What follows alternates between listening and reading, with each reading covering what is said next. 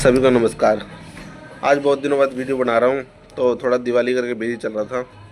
तो भाई जिन्होंने नहीं खोला अपना डीमैट अकाउंट, वो मेरी फेसबुक के प्रोफाइल में जाएं। वहाँ काइट जीरोदा के नाम से लिंक है, आप उसको ओपन करें। वो डिटेल मांगे, डिटेल डालें, आपका फ्री में अकाउंट ओपन हो जाएगा। और भाई अगर कुछ भी अगर दिक्कत आती है तो आप मुझे मैसेज करें, पूछ सकते हैं। अगर आपको पर्सनली आपको अकाउंट ओपन करवाना है, मेरे पास आ सकते हैं, मुझे डीएम करें, मैं आपको सारी डिटेल बता दूंगा।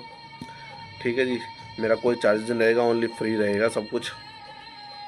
तो बात करते हैं इंडियन स्टॉक मार्केट की। भाई इंडियन स्टॉक मार्केट में थोड़ा सा आजकल प्रेशर बहुत है, कुछ इतना खास करने के लायक है नहीं, बचा नहीं कुछ।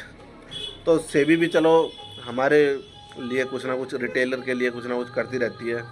जैसे उन्होंने रूल एक निकाला है, जो वेटेज है, जैसे एचडीएफसी बैंक है और कोटक बैंक है, इनका वेटेज बहुत ज़्यादा था।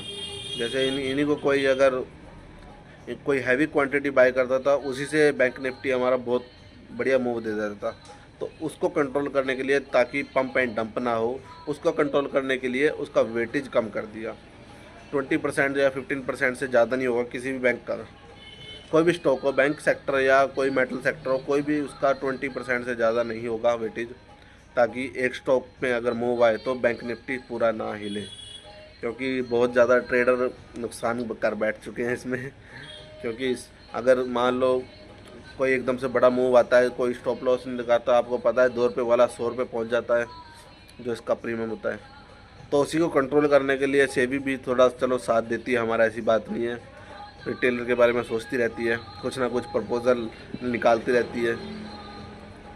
ठीक है, कोई अगर मैनिपुलेटिंग करता है तो उसके खिलाफ अगर कोई कंप्लेन करे ना करे, वो ऑटोमेटिक भी अपना एल्गो सेट करा हुआ है, वो ऑटोमेटिक भी उनको कैप्चर करती है।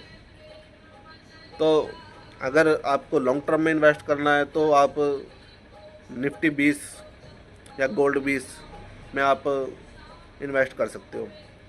अगर आप थोड़ा सा रिस्क और लेना चाहते हो तो आप कोई आईटी सेक्टर और एक अपना मेटल सेक्टर में भी आप इन्वेस्ट कर सकते हो। ये थोड़ा सा इसका स्कोप ज़्यादा लगता है।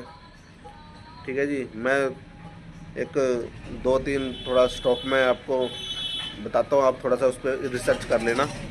अगर आपको अच्छा लगे तो आप बाई कर सकते हो उसको। मेरा भी सबसे फेवरेट है आर सिस्टम, ये आईटी सेक्टर का है।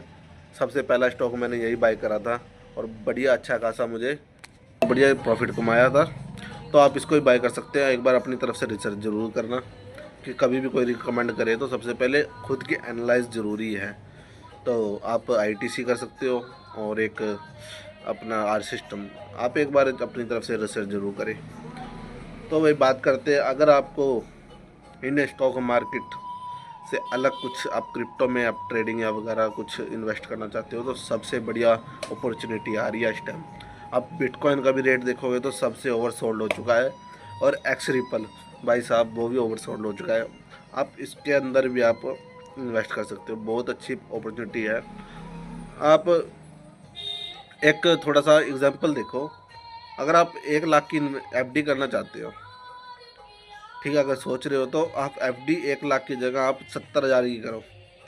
वो 30,000 आप बिटकॉइन में डाल दो, किसी भी, मैं नहीं कहता एक्स रिपल में डालो या बिटकॉइन में डालो, कोई वो नहीं है, कोई भी क्रिप्टो में डाल दो आप। तो आप जो आज प्राइस चल रहा है ना एक्स रिपल का, 210 के आसपास इंडियन रुपीज़ में चल रहा है, और 96 लाख चल रहा है बिटकॉइन का अपना। बहुत बढ़िया प्राइस है भाई। तो आने वाले कुछ टाइम बाद ये 3x 4x प्राइस दिखेंगे आपको, और फिर बहुत पीछे रह जाओगे। अगर आप अभी नहीं बाई करते तो रिग्रेट करोगे बाद में।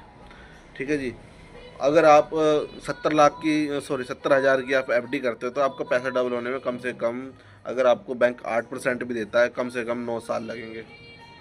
अगर बैंक आपको 7% देता है, फिर भाई 10 साल से ऊपर ही लगेंगे।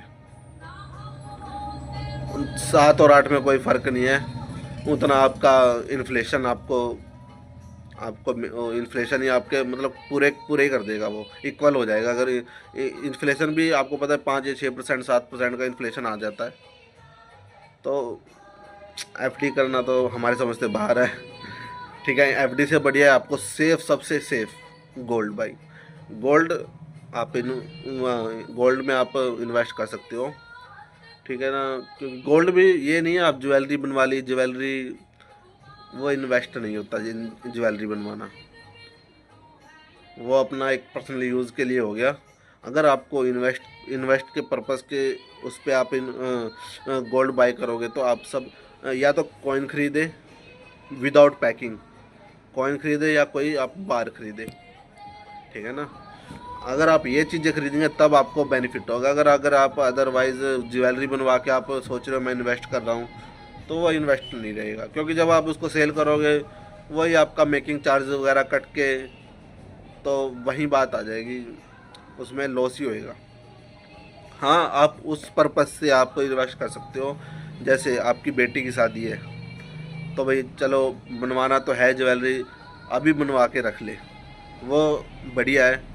अगर आपके पास वैसे इन्वेस्ट करने के लिए है, ठीक है, एज ए बिजनेस, तो आप कॉइन या बार में आप इन्वेस्ट कर सकते हो, ओनली विदाउट पैकिंग।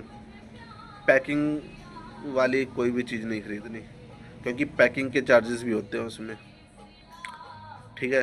तो आप ये काम कर सकते हो।